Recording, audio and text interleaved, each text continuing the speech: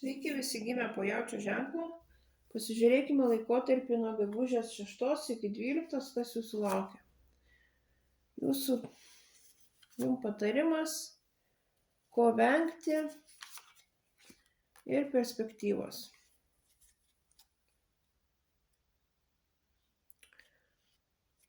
O šios savaitės patarimas jums yra labai neužsisvajoti, neužsiskraidyti padebesiais.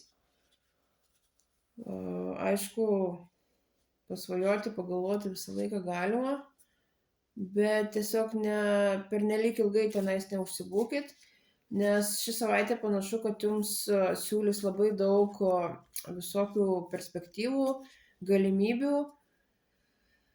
Tiesiog labai analizuokit situaciją ir padarykit teisingą pasirinkimą. Ko vengti?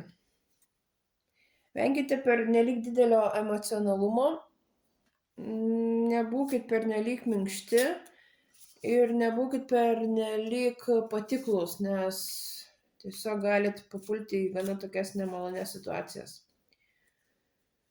Ir savaitės perspektyvos. Realiai kažkas labai kardinaliai šiuo laikotarpiu nesikeis. Tiesiog viskas bus taip, kaip buvę, stabiliai. Tuo pačiu jūs ir patys nelabai norėsit kažką labai keisti.